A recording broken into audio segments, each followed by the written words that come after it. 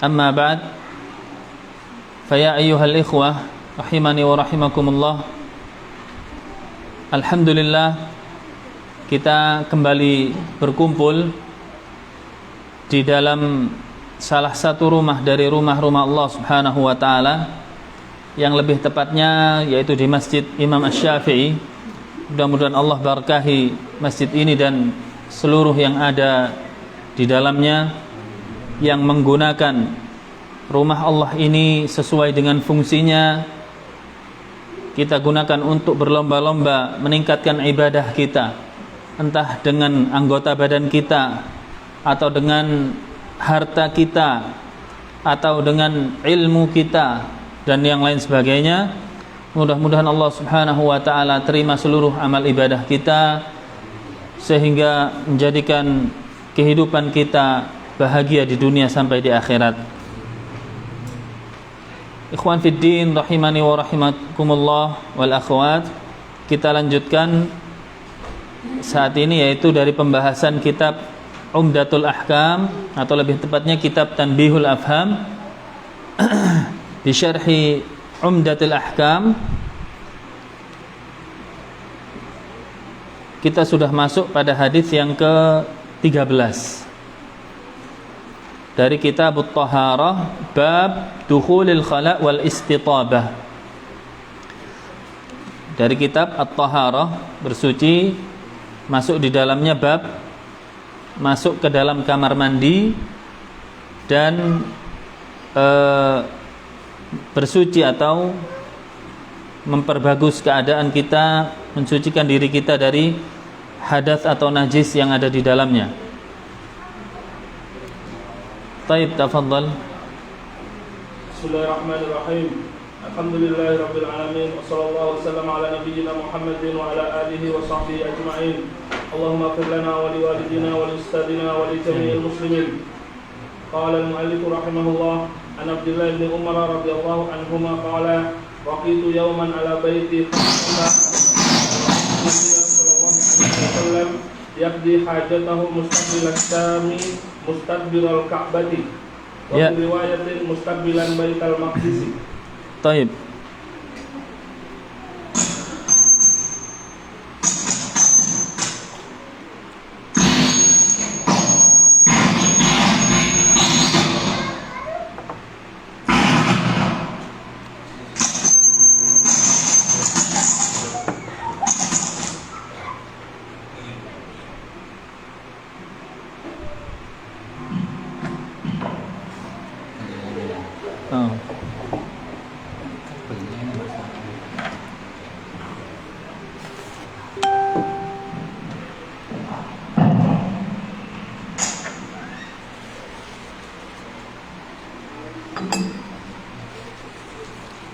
Baik, kita lanjutkan ikhwan.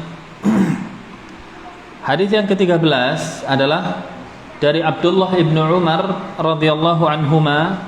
Beliau berkata, raqitu yauman, suatu hari saya naik ala baiti Hafsah, ya, di atas rumahnya Hafsah. Hafsah adalah saudarinya. Ya, Hafsah adalah anaknya siapa?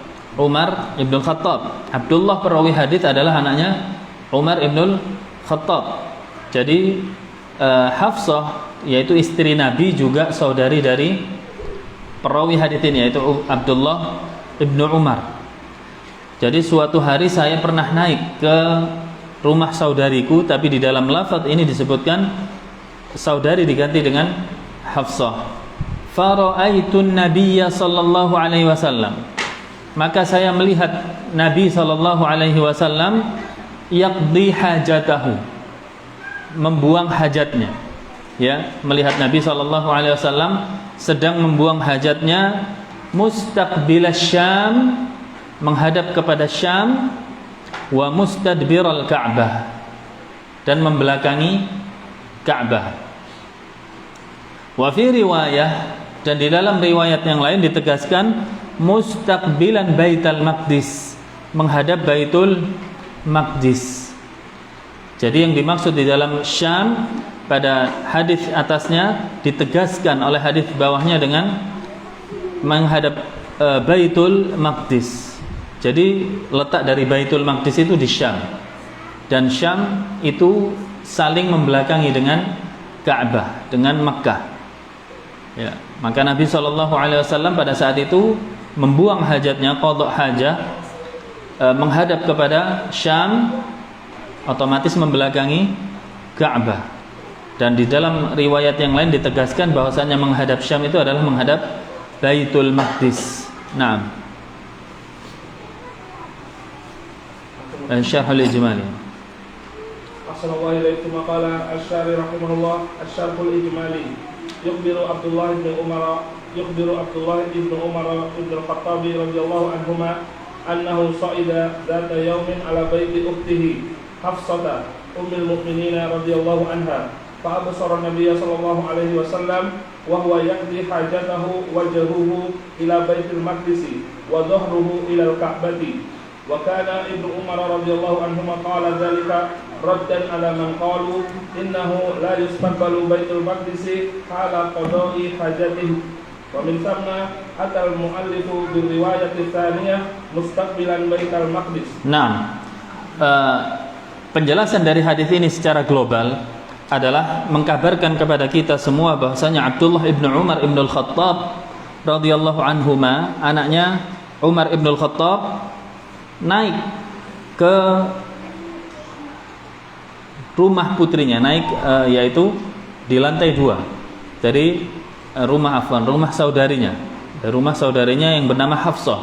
Dan Hafsah ini adalah istri dari Nabi Muhammad SAW. Jadi di dalam riwayat ini yang punya rumah adalah Hafsah. Ya, yang punya rumah adalah Hafsah karena nisbatnya kepada Hafsah.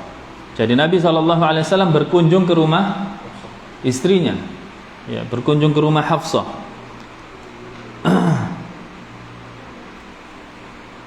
Fa'absara an-nabiy sallallahu alaihi wasallam.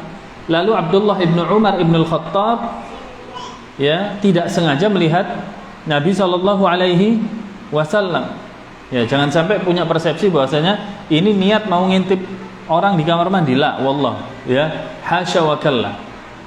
Tidak, Abdullah ibn Umar memang naik ke rumahnya Hafsah, kemudian terlihat Nabi sallallahu alaihi wasallam sedang buang hajat. Dan kondisi pada waktu itu Abdullah ibn Umar menjelaskan bahwasanya beliau membuang hajatnya membelakangi Ka'bah dan menghadap Baitul Maqdis atau menghadap ke Syam.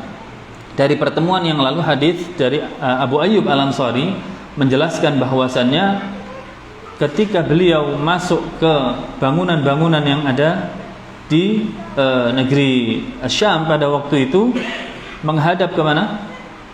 Menghadap ke Ka'bah. Kemudian beliau keluar dan berpaling darinya sambil beristighfar. Artinya dari hadis Abu Ayyub kemarin menghasilkan hukum bahwasannya buang hajat entah di luar bangunan ataupun di dalam bangunan itu hukumnya haram. Itu hukumnya haram. Dari hadis Abu Ayyub Al-Ansari, saya ulang, mengandung hukum bahwasannya membuang hajat menghadap kiblat atau membelakangi kiblat di dalam bangunan atau di luar bangunan hukumnya haram. Ya. Akan tetapi hadis Abdullah ibnu Umar menjelaskan kepada kita bahwasannya Rasul sallallahu alaihi wasallam pernah buang hajat menghadap Baitul Maqdis dan membelakangi kiblat. Jadi yang tersisa di dalam benak kita apa? Kalau membelakanginya sesuai sama. Yang kemarin juga mengharamkan membelakangi. Kemudian yang di sini membolehkan membelakangi. Ya, yang menjadi benang merah di dalam hadis yang lalu dan hadis ini apa? Haram tetap menghadap kiblat, ya. Tersisa apa? Membelakangi. Tayyib. Fawaidul hadis. Fawaidul hadis. Fawaid al-awwalu jawazus su'udi ala baitil qaribi wa nahrihi idza lam yuqam adamu ridahu bidzalika. Naam. Ada beberapa pelajaran. Nanti kita akan bahas bagaimana kita menjamak antara hadis yang lalu dengan hadis yang ini, sehingga hilang dari persepsi kita bahwasanya hadis satu dengan hadis yang lain adalah kontradiksi. Ya. Sebelum kita membahas itu, kita bahas dulu satu persatu fawaid atau faidah-faidah, pelajaran-pelajaran yang bisa kita ambil dari hadis Abdullah ibnu Umar ini. Yang pertama adalah jawazus su'ud ala baitil qarib. Bolehnya naik kita, bolehnya naik di rumah orang karib kerabat kita. Yaitu bolehnya kita masuk atau naik ya di rumah karib kerabat kita. Tentunya setelah dari luar diizinkan untuk masuk. Kemudian kita boleh setelah itu naik ya di rumah tersebut. Idza lam yu'lam adamu ridahu bidzalik. Ya, apabila tidak diketahui bahwasannya isi pemilik rumah tidak ridha terhadap hal tersebut. Ketika kita tidak mengetahui pemilik rumah itu tidak mengizinkan kita masuk ke rumahnya, maka menunjukkan bolehnya, hadis ini menunjukkan bolehnya kita naik ke rumah saudara kita. Jika kita ketahui bahwasanya saudara kita tidak suka dengan hal itu, maka ini tidak boleh dilakukan. Saya ulang, jadi bolehnya kita naik ke rumah saudara kita, saudara ya, karib kerabat, ketika kita tidak mengetahui bahwasanya dia tidak suka dengan hal tersebut. Sebaliknya, ketika kita tahu bahwasanya dia tidak menyukai hal tersebut, maka tidak boleh kita lakukan. Nah, berikutnya.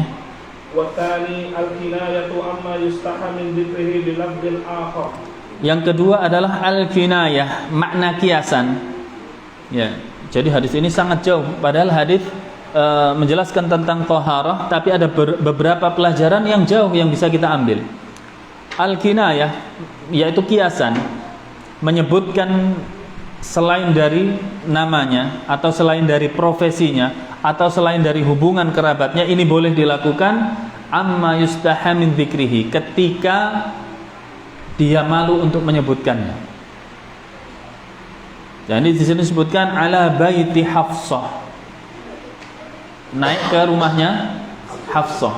Dia bisa saja mengatakan naik ke rumah saudari, naik ke rumah saudarinya, atau naik ke rumah istri Nabi. Tapi di sini dia menyebutkan baiti Hafsah. Hafsah siapa? Ummu. Hafsah itu banyak, nama Hafsah banyak. Dan Abdullah ibnu Umar tidak menyebutkan Hafsah yang ini, yaitu Hafsah istri Nabi atau Hafsah saudari saya. Padahal Hafsah yang disebutkan adalah saudarinya. Kenapa? Karena Abdullah ibnu Umar sedang malu pada waktu itu untuk menyebutkan hal tersebut. Jelas? Baik. Watsalitsu jawazu istiqbalil qiblati hala qada'il hajati fil bunyan. Yang nomor 3 pelajaran yang bisa kita ambil dari hadis ini adalah jawazu istidbaril qiblah hala qada'il hajah fil bunyan. Bolehnya menghadap kiblat, ya, bolehnya bolehnya membelakangi kiblat di saat membuang hajat di dalam kondisi di dalam bangunan. Kemarin kita baca hadisnya bahwasanya entah dalam bangunan ataupun di luar bangunan tidak boleh menghadap atau membelakangi kiblat. Tetapi menurut Syekh Muhammad bin Shalih Al-Utsaimin, ya, penulis kitab ini, beliau mengatakan bahwasanya hadis ini merupakan pengkhusus hadis yang lalu. Hadis yang lalu sifatnya umum. Hadis yang lalu sifatnya umum. Beliau mengatakan demikian. Sehingga hadis ini mengkhususkan. Hadis ini mengkhususkan bahwasannya perilaku Nabi menunjukkan bahwasannya hadis yang umum tadi yang mengatakan tidak boleh menghadap atau membelakangi kiblat di bangunan atau luar bangunan dikhususkan dengan hadis ini, yaitu ketika Nabi Shallallahu Alaihi Wasallam membelakangi kiblat dan menghadap Baitul Maqdis, tapi dengan syarat di dalam bangunan. Ketika di luar bangunan bagaimana? Kembali ke hadis yang umum, yang awal. Taib. Ar-rabi jawazu istiqbali Baitul Maqdis hala qada'il hajah. Iya. Pelajaran yang keempat yang bisa kita dapatkan adalah bolehnya menghadap Baitul Maqdis di saat kita membuang hajat. Ya, Baitul Maqdis kalau sekarang ini kita di mana? Di timur. Dari arah kita ini di timur. Yang di sini adalah Ka'bah. Dan Ka'bah itu saling bertolak belakang dengan Baitul Maqdis. Jika Ka'bah di barat, maka Baitul Maqdis di timur, di kondisi kita ini di Indonesia. Na'am, wasil. Ikhtilafun wa jam'un. Na'am, sekarang kita masuk di antara ulama ada yang berbeda pendapat di dalam dua hadis ini, dan bagaimana sikap kita yang terbaik ketika melihat ada perbedaan hadis satu dengan hadis yang lainnya. Sikap kita yang pertama adalah al-jam'u, menjamak di antara kedua hadis tersebut sehingga kita bisa mengamalkan seluruh hadis. Jika tidak bisa, maka baru kita dengan cara merojihkan. Merojihkan itu memilih salah satunya yang paling benar dan meninggalkan yang lainnya, dengan syarat tidak mencela yang lain ketika memilih yang kita buang. Ini adalah sikap ahlu sunnah terhadap hadis, dengan syarat hadis tersebut sama-sama sahih dan pemahamannya sama-sama benar. Ya. Ketika hadisnya sama-sama sahih tetapi dipahami dengan hawa nafsunya, maka ini tidak berarti sama sekali di dalam metode ini. Jadi metode ini berlaku ketika hadisnya sama-sama sahih dan pemahamannya sama-sama benar, namun masih nampak terjadi ikhtilaf atau kontradiksi di sana, maka jalan pertama yang kita lakukan adalah menjamak, menggabungkan. Bagaimana caranya supaya bisa mengamalkan di antara dua hadis tersebut yang nampaknya berlawanan. Ketika tidak bisa juga, maka kita ambil metode kedua, yaitu dengan merojihkan yang satu, memilih yang satu dan meninggalkan yang lainnya. Dengan syarat apa? Tidak mencela orang lain yang memilih hadis yang kita buang. Baik. Sabaqa fi hadithi Abi Ayyub anna an-nahya an istiqbal al-qiblati wa istidbariha hala qada'il hajati amun fil fada'i wal bunyan. Wa hadithu Ibnu Umar hadha yadullu ala jawazi istidbariha fil bunyan. Fa alayhi yakunu mukhassisan li umumi hadithi Abi Ayyub wa yajuzu istidbarul qiblati hala qada'il hajati fil bunyan. Baik, barakallahu fikum. Telah lalu hadis dari Abu Ayyub Al-Ansari bahwasannya larangan untuk menghadap atau membelakangi kiblat, entah di dalam ruangan atau di luar ruangan, menunjukkan keumuman hadis ini. Ya, jadi menunjukkan keumuman hadis ini dan haramnya haram yang mutlak. Haramnya mutlak. Seluruhnya enggak boleh ngadep kiblat, enggak boleh membelakangi kiblat, baik di dalam bangunan atau di luar bangunan. Kemudian Syekh Muhammad ibn Shalih Al-Utsaimin menyebutkan, dan hadis Abdullah ibn Umar ini menunjukkan bolehnya membelakangi kiblat ketika membuang hajat fil bunyan, di dalam bangunan. Maka hadis ini menjadikan mukhassis, menjadi mukhassis, yaitu pengkhusus, khusus di dalam bangunan boleh membelakangi kiblat. Khusus di dalam bangunan boleh membelakangi kiblat. Berarti pemahamannya jika di luar bangunan kembali ke hadis Abu Ayyub Al-Ansari yang masih umum, karena belum ada pengkhususnya jika di luar bangunan. Saya akan sebutkan beberapa ikhtilaf dari para ulama supaya kita tidak saling mencela ketika menemukan yang berbeda.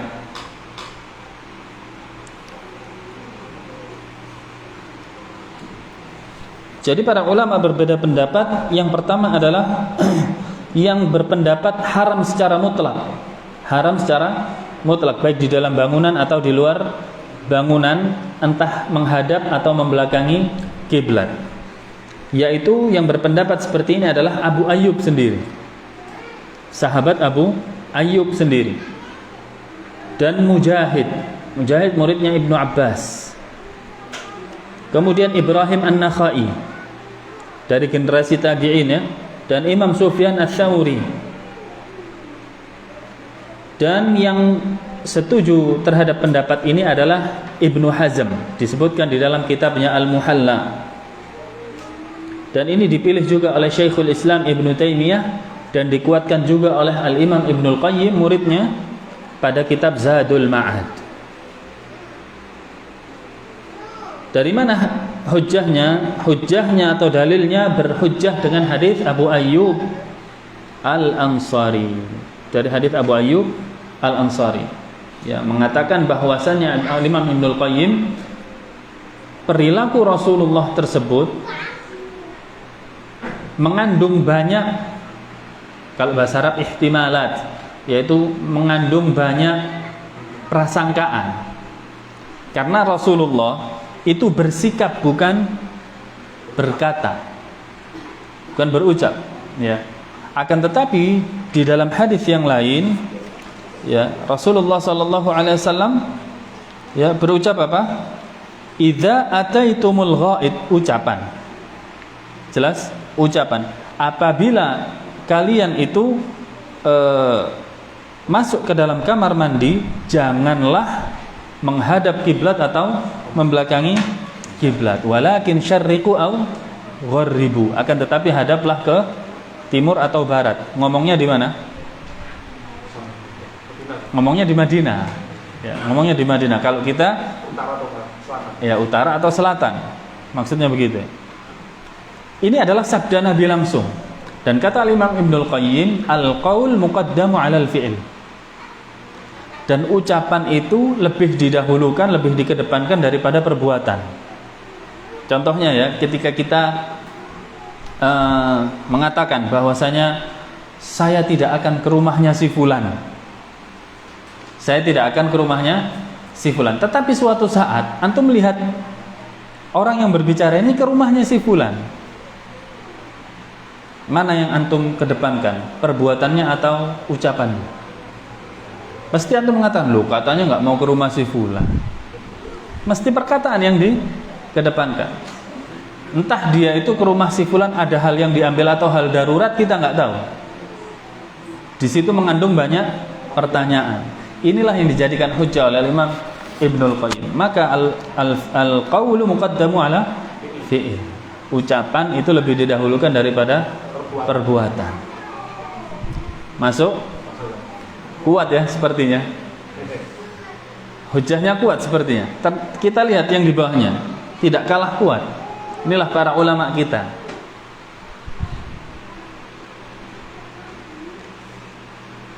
Dan berpendapat terhadap bolehnya secara mutlak.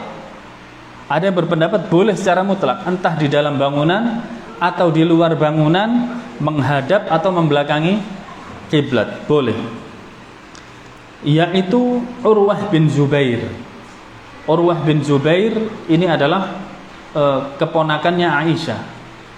Keponakannya Aisyah. Wa Rabi'ah, gurunya Imam Malik. Wa Dawud Al-Zahiri. Dawud Al-Zahiri. Gurunya siapa? Ibnu Hazm. Ya, ini membuktikan bahwasanya guru dan murid terkadang bisa berpendapat berbeda di dalam masalah yang boleh berbeda. Bukan kita katakan tuh guru dan murid aja berbeda. Masa kita di sini mau saling cela mencela? Kita lihat masalahnya apa. Jika masalahnya akidah, tidak boleh. Sama sekali ulama nggak ada yang berbeda. Masalah akidah, masalah manhaj, metode di dalam beragama, tidak ada yang berbeda. Inilah dua hal yang membedakan ahlus sunnahkah atau ahlul bid'ah. Ketika masuk ke masalah fikih, beda lagi. Masalah fikih beda lagi. Ya. Maka lebih banyak untuk dibolehkan di dalam perbedaan, lebih luas masalah fikih. Walaupun ada juga di dalam masalah fikih yang tidak boleh berbeda. Salat 5 waktu hukumnya. Jika ada yang mengatakan sunnah, boleh berbeda luas kan fikih. Bisa begitu? Tidak bisa. Ya, walaupun di dalam bab fikih tetap ada hal-hal yang tidak boleh berbeda. Walaupun sekarang yang nomor 2, walaupun di situ ada keluasan berbeda, apakah kita santai di situ? Tidak. Tetap cari yang terdekat dengan dalil. Sikap kita atau sikap kita. Pertama, yang kedua, tidak mencela yang berbeda dengan kita ketika di situ di ranah yang boleh berbeda. Dan pendapat ini yang membolehkan semuanya itu berhujjah dengan hadis Ibnu Umar barusan, menunjukkan bahwasannya sudah dinasakh, sudah batal hadisnya. Ini buktinya Rasulullah sudah menyelisihinya. Berarti hadisnya sudah dinasakh. Kuat enggak? Kuat juga. Ya, kuat juga. Wa dhahabal a'immatul mal. Kemudian pendapat yang ketiga oleh Imam Malik, ya, Imam Asy-Syafi'i, Imam Ahmad, Ishaq bin Rahuyah, dan dia yaitu Ishaq bin Rahuyah adalah perawi dari hadis Abdullah bin Umar ini, dan Imam Asy-Sya'bi berpendapat dengan tafsil, dibedakan. Berpendapat dengan dibedakan. Fayuharrimunahu fil fadha. Mereka mengharamkan secara mutlak menghadap atau membelakangi kiblat di saat di luar bangunan. Jika di dalam bangunan mereka mengatakan boleh. Ya, wa yubihunahu fil bina. Ketika di dalam bangunan mereka mengatakan boleh. Ya.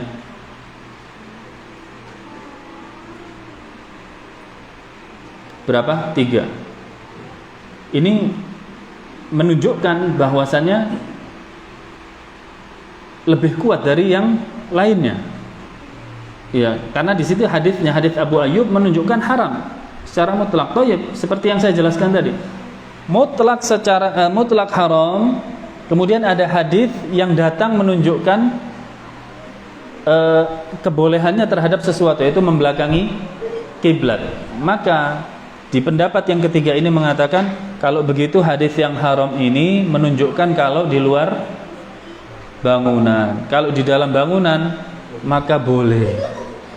Kuat juga karena hadis Abdullah bin Umar menunjukkan Rasulullah di dalam bangunan. Pendapat yang keempat tidak kalah kuatnya, yaitu dari Imam As-San'ani.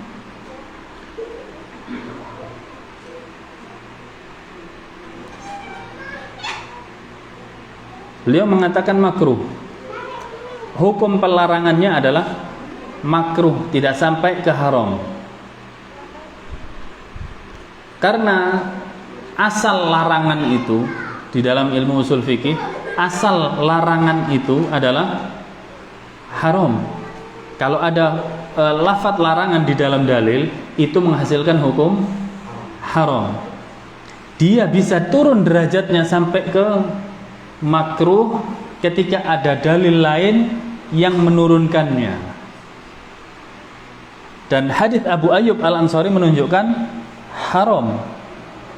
Datang hadis Abdullah bin Umar, yaitu mengatakan ternyata Rasulullah menyelisihi ucapannya yang terdapat pada hadis Abu Ayyub Al-Ansari. Ini menunjukkan bahwasanya hukum di sini bukan haram, tapi makruh, turun derajat. Kalau sama-sama kuat gini bagaimana? silahkan pilih. Nggak kaku kan kajian kita? Hah? Tidak memaksakan kehendak, silahkan pilih. Tetapi di sini disebutkan bahwasannya lil ihtiyat, untuk hati-hati, untuk kehati-hatian. Karena tadi sikap Rasul sallallahu alaihi wasallam itu banyak sekali hal-hal yang bisa dipertanyakan. Yang pertama tadi apa? Bahwasannya ucapan lebih didahulukan daripada perbuatan. Yang kedua, bisa saja Rasulullah pada waktu itu sedang darurat.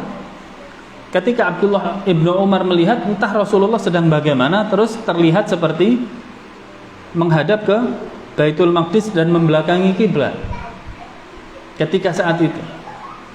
Kemudian yang ketiga, bisa jadi itu khusus, hukum itu khusus bagi Rasulullah sallallahu alaihi wasallam. Kenapa?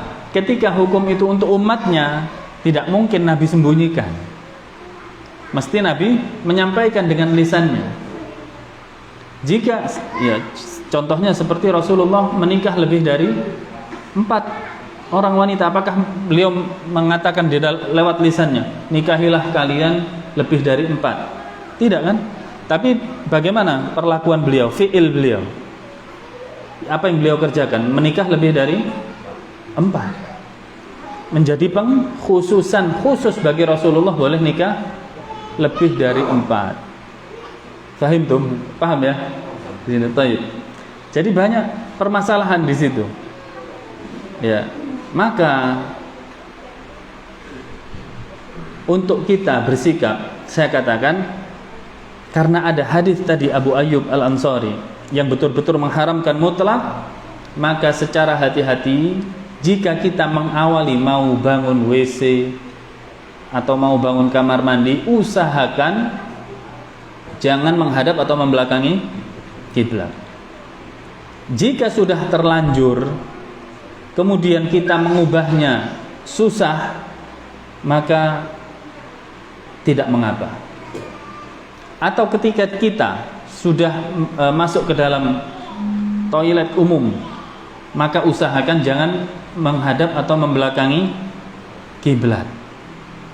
Ya, ini adalah sikap kehati-hatian. Walaupun ketika kita sudah terlanjur, maka ingatlah ada pendapat yang lain yang membolehkannya dan itu kuat juga.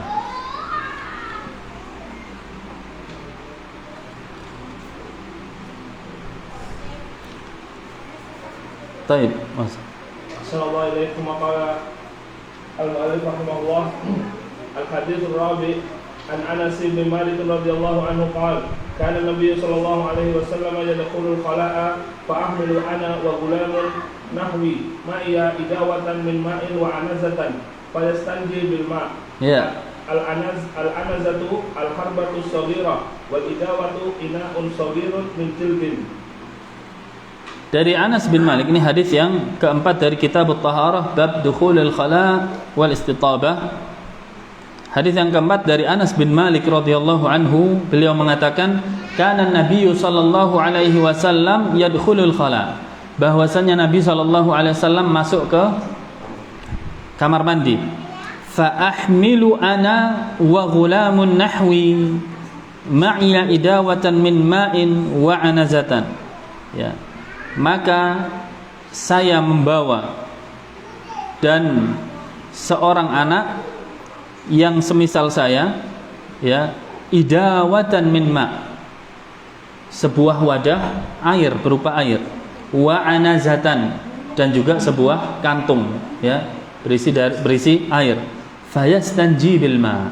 Kemudian Rasul sallallahu alaihi wasallam beristinja dengan air, beristinja dengan air. Ya. Hadis ini sahih, dikeluarkan oleh Imam Al-Bukhari. Ikhwan fiddin rahimani wa rahimakumullah, hadis ini hendak menjelaskan kepada kita yaitu hukum istinja dengan air dari buang air kecil dan buang air besar. Ini penting untuk diketahui karena hukum-hukum seperti ini berkaitan dengan kita sendiri. Berkaitan dengan kita sendiri. Saya sering ungkapkan, banyak dari kaum muslimin yang justru meninggalkan hal seperti ini, padahal ini bisa berakibat fatal pada diri. Pernah Nabi SAW lewat di sebuah pekuburan, lalu beliau mengatakan, ini dua kuburan ini sedang diazab, dan keduanya tidak diazab akibat dosa besar, keduanya diazab akibat perkara yang remeh, yaitu adalah an-namimah, dan yaitu adu domba, dan tidak suci atau tidak bersih ketika bersuci, beristinja. Bayangkan, azab kubur. Sementara mereka sibuk mencela kita dengan ini adalah ulama haid wan nifas, dengan penyebutan ini adalah ulama-ulama yang selalu belajar haid dan nifas, bingung bersuci. Ada tokoh ahlul bid'ah terdahulu namanya Rabi'ah al-Adawiyah, perempuan, tapi dia sholat malam begitu ya. Lalu akhirnya mengungkapkan lewat syairnya bahwasannya saya sudah mencapai cinta Allah dengan bangun di malam hari dan sholat di malam hari, tetapi sebelah saya masih bingung dengan fikih toharoh. Subhanallah, bagaimana kita beribadah tanpa toharoh? Tidak sah. Sementara Allah Subhanahu wa ta'ala menciptakan kita tujuannya untuk ibadah. Bahkan Allah sebutkan di dalam surat Al-Baqarah, innallaha yuhibbu, sesungguhnya Allah cinta at-tawwabin, orang-orang yang bertaubat, wa yuhibbu al-mutatahhirin, dan orang-orang yang suka bersuci, bertoharah. Ya. Maka banyak dari kaum muslimin yang melalaikan perkara ini, sibuk teriak-teriak kezaliman penguasa, sibuk teriak-teriak negara sudah dihancurkan, sibuk teriak-teriak kaum muslimin dicabik-cabik. Bab toharoh nggak paham. Apa yang harus dia lakukan di dalam istinja? Apa makna istinja? Ada beberapa macam istinja, nggak paham. Ya, ini sangat ironis sekali. Bahkan ketika dia menginginkan seluruhnya itu tercapai, pemimpinnya tidak zalim, negaranya jadi makmur, kemudian Islam ditolong oleh Allah Subhanahu wa ta'ala, dia tinggal menggapai kecintaan Allah. Salah satunya apa? Dengan toharoh. Menggapai kecintaan Allah dengan toharoh. Subhanallah.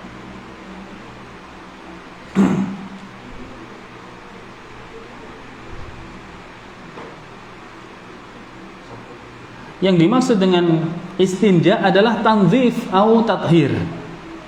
Istinja itu adalah tanzif atau tathir, yaitu bersuci. Istinja yaitu bersuci dari, maksud bersuci apa? Bersuci dengan membersihkan ya dua lubang yang ada pada tubuh kita, yaitu tempat keluarnya najis, entah yaitu kubul, lubang bagian depan, atau dubur, lubang bagian belakang. Itu adalah makna dari istinja, mensucikan bagian-bagian tersebut dari najis. Dan insyaallah kita akan pelajari secara detail. Wallahu yusahhilul umur. Di sini disebutkan yastanji bil ma yutahhiru bil ma alladhi fil idawah ma asaba as-sadilain, yaitu mensucikan dengan air yang diambil dari wadah yang disetorkan dari anak tadi kepada Nabi, dari sesuatu yang mengenai sabilain, dua jalan. Dua jalan maksudnya jalan depan dan dari belakang, ya, yaitu buang air kecil atau buang air besar dan yang lainnya. Ada selainnya memang. Min atharil bauli wal ghaid, dari bekas-bekas buang air kecil dan buang air besar. Nah, syarh al-ijmal. Asy-syarh al-ijmali. Kana Anas bin Malik radhiyallahu anhu mimman yahdimu an-nabiy sallallahu alaihi wasallam li hajatihi, yahmilu huwa wa ghulamun ma'ahu idawatan fiha ma'un wa anazatan فيستنجي النبي صلى الله عليه وسلم بالماء الذي في الإداوة وأما الأنزة فيحملها أنس ليركزها أمام النبي صلى الله عليه وسلم عند الصلاة لتكون سترة له وربما استعملها في حاجة أخرى غير الصلاة. Iya, adalah Anas bin Malik radhiyallahu anhu adalah orang yang memang mengabdikan dirinya kepada Nabi SAW semenjak usianya masih kecil. Mengabdikan kepada Nabi SAW menjadi pembantunya. Yahmiluhu wa ghulamun ma'ahu. Pada suatu hari dia membawakan yaitu air untuk Nabi SAW dan orang yang semisalnya, yaitu sak pantaran, ya, satu umur. Ya, ada anak yang satu umur juga membawakan kepada Nabi SAW berupa air. Fayastanjin Nabi SAW bil ma. Kemudian Nabi SAW beristinja, bersuci. Tadi saya sudah kemukakan makna istinja, itu bersuci dari najis yang keluar dari dua lubang. Kemudian Anas bin Malik membawakan khusus wadah sendiri. Agak keras wadahnya, ya, min hirbah. Yang tadi anak tadi dari kantong yang terbuat dari kulit, agak lembek jadi. Anas bin Malik yaitu dari benda yang agak kaku dan keras begitu, ya. Kenapa tujuannya? Untuk khusus diberikan kepada Nabi SAW ketika Rasul SAW sudah menggunakan air yang ada di dalamnya, kemudian beliau gunakan sebagai sutroh. Sutroh ini penting. Nabi SAW juga menggunakan sutroh ketika sholatnya. Ini sutroh, Pak. Kalau mau sholat taruh depannya. Nanti akan ada pembahasannya. Para ulama beda pendapat. Di antara Syekh Muhammad bin Shalih Al-Utsaimin mengatakan hukumnya sunnah, tapi dianjurkan. Ulama yang lain mengatakan wajib. Ketika ada perbedaan antara ulama wajib dan sunnah, maka bagaimana sikap kita? Kalau tadi makruh dan haram menghadap dan membelakangi kiblat, bagaimana sikap kita untuk kehati-hatian? Tetap menghindari hal tersebut. Dibawa ke arah haramnya. Walaupun ketika sudah terlanjur tidak mengapa. Pun demikian dengan sutra. Secara asal kita pakai. Kita usahakan ketika tangan ini masih mudah untuk mengambil sutroh, atau mata ini masih awas untuk mencari sutroh tembok, ini bisa jadi sutroh. Ya, tiang bisa jadi sutroh. Orang duduk dengan syarat tidak menghadap kita, membelakangi kita, bisa jadi sutroh. Minimal ukurannya 1 jengkal tingginya, minimal. Ya, dan jaraknya dari sutroh lebih dekat lebih bagus. Tidak boleh jauh-jauh. Paling jauh 2/3 zira, segini. Paling jauh kita dari sutroh. Jangan jauh-jauh. Ya. 2 meter. Ya, sutrohnya antum nggak pakai sutroh itu bisa. Nunjuk tembok 2 meter. Dan ini penting tujuannya supaya ketika ada orang yang ingin melintas di hadapan kita, dia tidak ragu. Ya, bukan berarti kita menyembah ini. Menyembah itu dari sini berangkatnya, ta'zim, dari mengagungkan sesuatu. Dari sini berangkat, bukan dari perbuatan. Innamal a'malu binniyat. Wa rubbama ista'malaha fi hajatin ukhra ghayr shalah. Atau bisa digunakan selain sutroh, yaitu kebutuhan Rasulullah yang lain selain salat. Naam, fawaidul hadis. Al-awwalu fadilatu Anas bin Malik bi khidmatihi Nabi sallallahu alaihi wasallam. Ya, yang pertama adalah kita mengenal bahwasanya Anas bin Malik ini adalah salah seorang sahabat yang mengabdikan kehidupannya kepada Nabi sallallahu alaihi wasallam. Sejak usianya masih belia. Maka dari sini menjadikan sunnah juga buat kita mengajarkan anak-anak kita itu belajar agama. Banyak di Masjidil Haram sana orang tua menitipkan anaknya kepada ulama. Mereka hidup di lingkungan masjid tersebut. Ya, mereka menitipkannya kepada para ulama. Kalau kita bisa melakukannya dengan meletakkan anak kita di pondok-pondok pesantren atau memaksa diajak ke majelis ilmu, ya, dengan segala macam hal-hal yang bisa memotivasi mereka. Dan dengan hal seperti ini saya katakan, saya tambah, Allah Subhanahu wa ta'ala menjanjikan kepada orang tua yang seperti ini mempertemukan anak-anak mereka di surga. Subhanallah. Allah Subhanahu wa ta'ala berfirman di dalam surat At-Tur, walladzina amanu wattaba'athum dzurriyyatuhum biimanin alhaqna bihim dzurriyyatahum wama 'alatnahum min 'amalihim min syai' kullu mri'in bima kasaba rahim. Ya. Dan orang-orang yang beriman dan yang mengikuti keimanannya dari anak-anak atau keturunan mereka. Bagaimana keturunannya bisa mengikuti keimanan mereka? Diarahkan, diajarkan. Alhaqna bihim dzurriyyatahum, kata Allah. Kami akan pertemukan mereka dengan keturunannya. Sampai-sampai disebutkan oleh para ulama ahli tafsir, ketika anak kita barangkali lebih alim dari kita, lebih beramal soleh dari kita, sehingga derajatnya kelak di surga apa? Tinggi, kita di bawahnya, kita diangkat. Subhanallah. Kita diangkat, dipertemukan oleh Allah Subhanahu wa ta'ala. Makanya jangan sampai kita lengah di dalam mendidik anak masalah agama. Agama yang benar, yang sesuai diajarkan oleh Nabi Muhammad SAW. Jangan acak menaruh anak di sekolah-sekolah, di pesantren-pesantren. Repot sendiri nanti. Ya, keluar-keluar bapak diteriakin Wahabi gimana?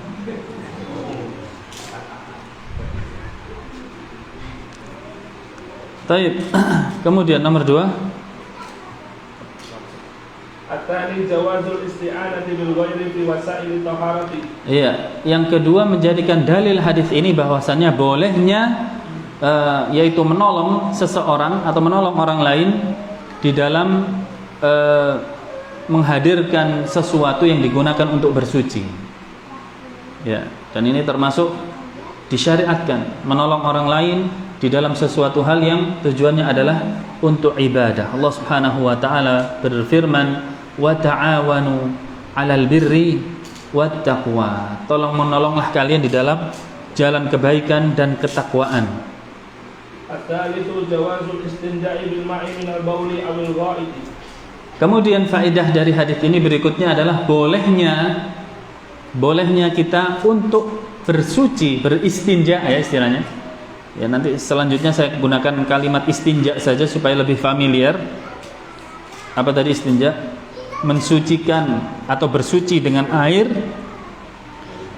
dari najis yang keluar dari dua lubang. Namanya istinja. Bolehnya beristinja dengan air dari buang air kecil dan buang air besar. Walaupun nanti secara istilah lagi istinja ada yang dengan batu, tapi ini dengan air. Istinja yang dengan batu namanya nanti istijmar, tapi nanti. Ar-rabi al-istidadu lit-tuhuri wa ghairihi bi tahdiati ma yalzamu lidzalik. Ya. Kemudian faedah berikutnya adalah al-istidadu lit-tuhur wa ghairihi bi tahyiati ma yalzamu lidzalik. Ya, yaitu mempersiapkan sesuatu dari segala macam kebutuhan untuk bersuci, ya, atau sesuatu yang lainnya yang bisa bermanfaat bagi hajat kita di dalam beribadah dan di dalam bersuci. Ya, ini tadi disebutkan bahwasanya Rasul sallallahu alaihi wasallam meminta atau dihadirkan kepadanya air yang nanti wadahnya bisa dijadikan sutra atau dijadikan kebutuhan yang lainnya. Maka yang demikian boleh. Tidak harus ini satu sutroh aja. Tidak. Ya, contoh sutroh boleh, antum tidak nemu apa-apa, nemu ini isu satu jengkal kira-kira, berdirikan. Ya. Setelah itu bisa jadi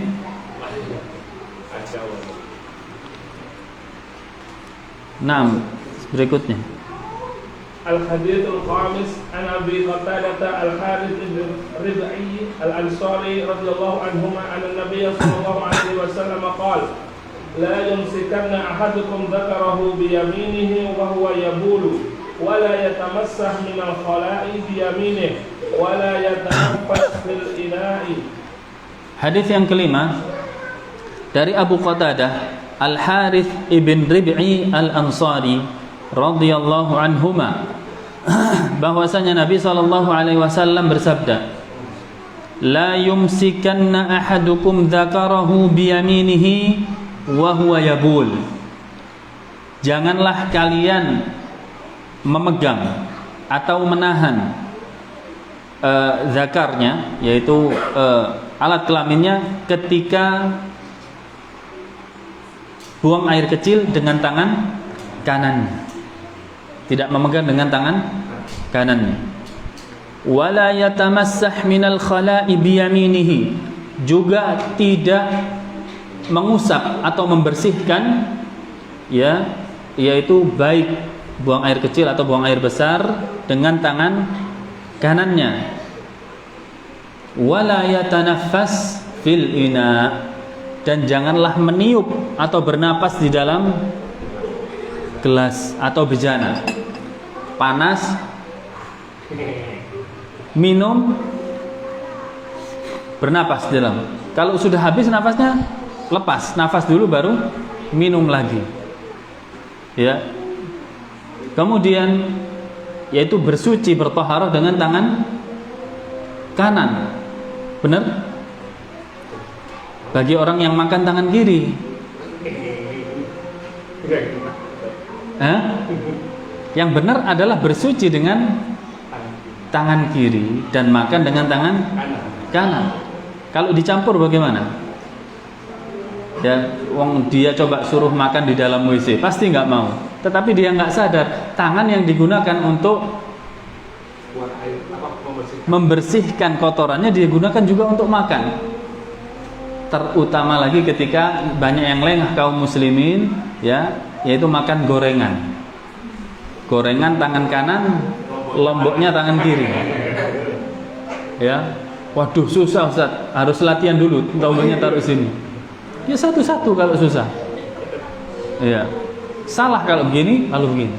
Minum juga begitu, makan selesai terus minum tangan kiri. Nikmat. Jelas lali baca bismillah itu jelas. Karena kalau baca bismillah nggak mungkin dia, ya, ingat pasti bismillah, ingat nggak boleh pakai tangan kiri.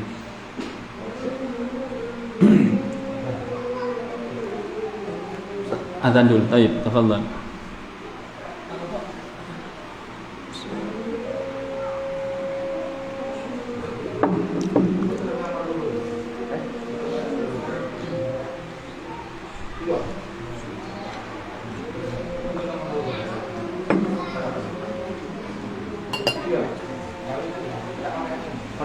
Tafadhal.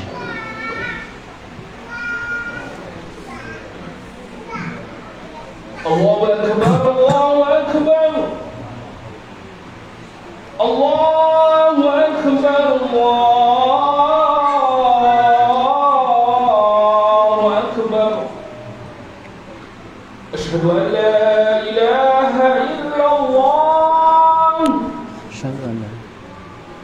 Asyhadu an la ilaha illallah.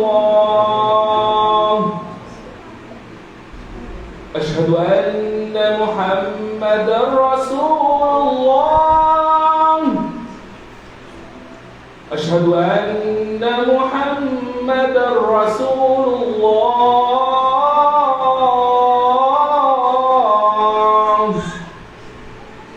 Hayya 'alas shalah. Hayya 'alas shalah.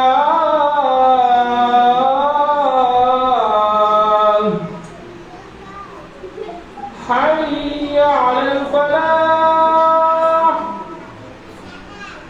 حي على الفلاح.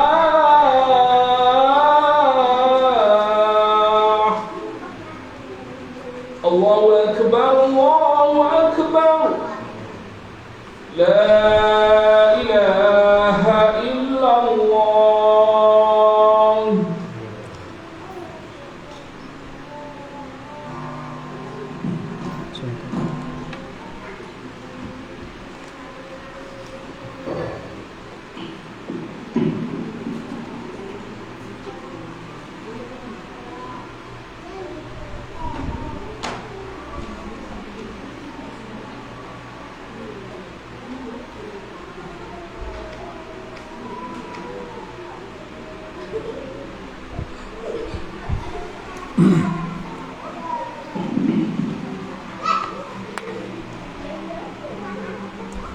Baik, kita lanjutkan hadis ini saja. Tafadhal syarhul ijmali. Asy-syarhu al-ijmali min kamal asy-syari'ah al-islamiyyah annaha ja'at bi mura'atil adabi al-aliyati fi kulli syai'in.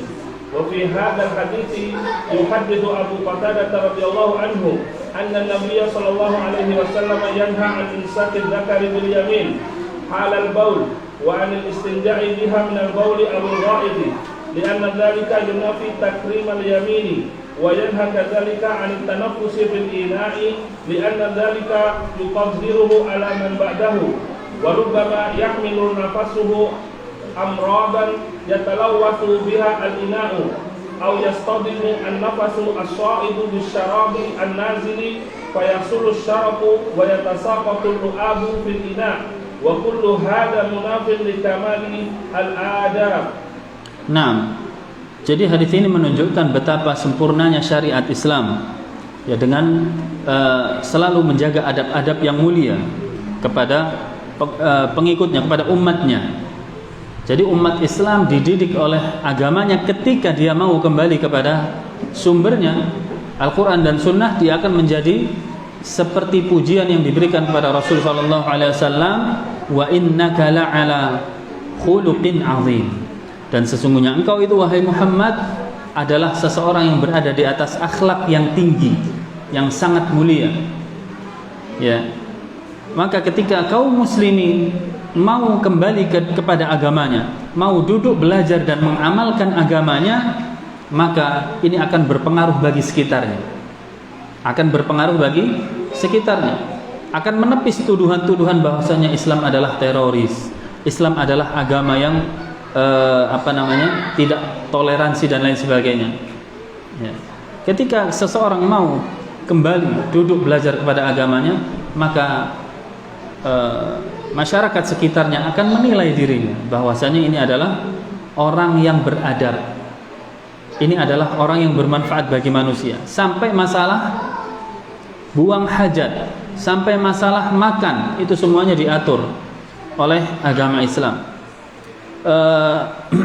Terkadang kaum muslimin ketika mendapatkan hadis-hadis dari Nabi SAW, dia susah untuk mengamalkannya. Tetapi ketika sains yang berbicara,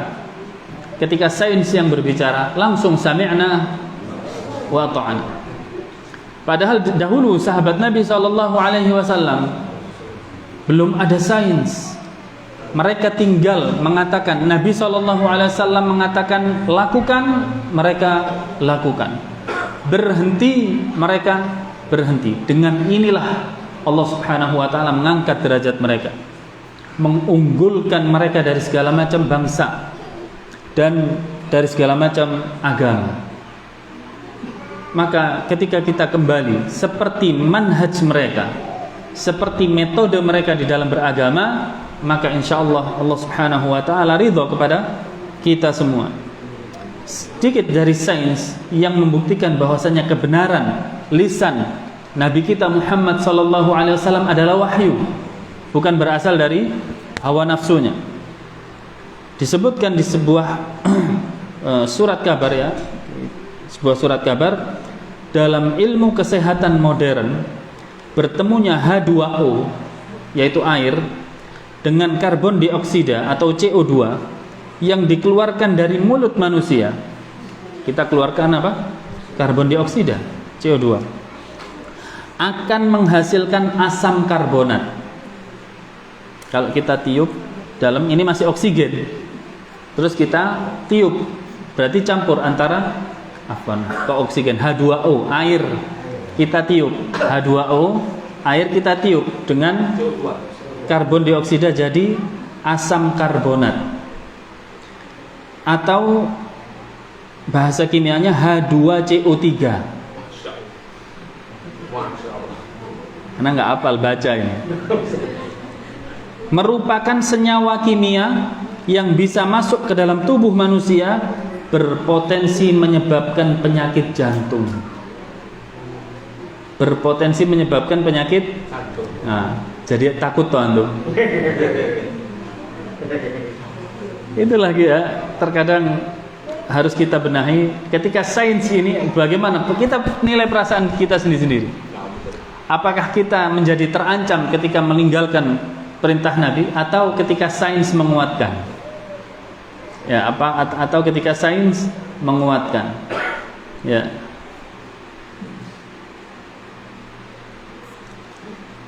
Inilah kesempurnaan agama kita. Apakah tahu mereka para sahabat akan menyebabkan penyakit jantung dulu? Tak tahu. Tinggal sami'na wa ata'na. Ya. 6 fawaid. Fawaidul hadits. Al-awwalu nahyul ba'ili an yumsika dzakarahu bi yaminihi halal baul wa huwa nahyu karahati indal jumhur. Pertama, pelajaran pertama yang kita ambil dari hadis ini adalah dilarangnya seseorang yang sedang buang air kecil untuk memegang zakarnya, memegang yaitu alat kelaminnya dengan tangan kanannya di saat buang hajat tersebut, di saat buang air kecil tersebut. Dan larangan ini sifatnya disebutkan atau tidak ya? Sebutkan ya, harus sebutkan makruh. Takut nanti makruh, enggak apa-apa. Ya, makruh dan haram sama-sama hal yang harus dijauhi. Ketika kita melihat itu adalah hal yang dilarang, nggak usah kita lihat jenis larangannya, lihat siapa yang melarang. Lihat siapa yang melarang. Bagaimana kalau kita yang melarang itu bos kita? Bos kita melarang sesuatu. Ya, atau yang melarang itu adalah mungkin orang tua kita. Atau orang yang berarti di dalam hidup kita, pasti kita akan hati-hati itu kita tinggalkan. Tapi ini adalah yang melarang adalah yang menciptakan kita, ya, yang memberikan seluruh kebutuhan kita, maka lebih patut untuk diperhatikan, lebih patut untuk diperhatikan. Walaupun larangannya hanya sifatnya makruh. Wattani an-nahyu 'ala al-istinja'i bil yamini min al-bawli aw al-gha'iti sawa'un bil ahjari am bil ma'i. Yang kedua pelajarannya adalah larangan yaitu bersuci istinja dengan tangan kanan, baik di saat buang air kecil ataupun buang air besar, entah itu dengan air atau dengan batu. Ya, seperti saya sebutkan ada istinja dengan air atau dengan batu. Nanti akan saya sebutkan pada saatnya nanti bagaimana istinja dengan air dan istinja dengan batu. Yang penting kita ketahui sekarang bahwasanya istinja yaitu bersuci bisa dengan air, bisa dengan batu, dan dua-duanya dilarang menggunakan tangan kanan. Nah, At-talitsu fadlul yamin. kemudian pelajaran yang bisa kita ambil dari hadis ini adalah keutamaan tangan kanan. Bahwasanya Allah Subhanahu wa taala mengutamakan tangan kanan dari tangan kiri. Rasulullah pun demikian, menunjukkan di sini bahwasanya tangan kanan lebih mulia dari tangan kiri. Baik. Warabi'u an-nahyu an tanaffusi fil ina'i. Yang keempat adalah larangan untuk meniup ya sesuatu yang masih ada di dalam bijana, di dalam wadah, entah piring, mangkok, gelas dan semisalnya, entah itu makanan atau minuman, maka tidak boleh kita meniupnya. Kalau panas bagaimana? Diamkan dulu. Ya, kalau panas diamkan dulu. Al-khamisu kamalus syari'atil islamiyyati wa syumulu ta'alimiha. Yang kelima menunjukkan kepada kita bahwasannya hadis ini menunjukkan sempurnanya agama kita, yaitu agama Islam, dan pengajarannya sangat sempurna juga. Ya, ilmunya di dalam menyampaikan ilmunya itu sangat sempurna, sangat universal. Baik, mungkin ini yang bisa kita kaji pada kesempatan kali ini. Wallahu taala ala wa alam. Tafadhal jika ada yang mau ditanyakan sebelum ditutup.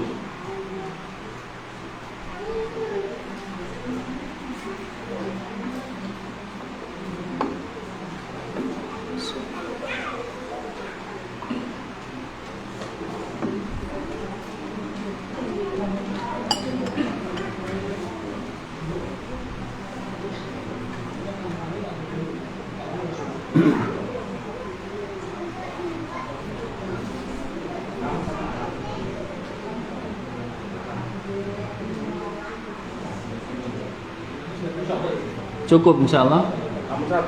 Baik. Wa sallallahu ala Muhammad wa ala ali Muhammad walhamdulillahi rabbil alamin. Subhanakallahumma bihamdika asyhadu an la ilaha illa anta astaghfiruka wa atubu ilaik. Assalamualaikum warahmatullahi wabarakatuh.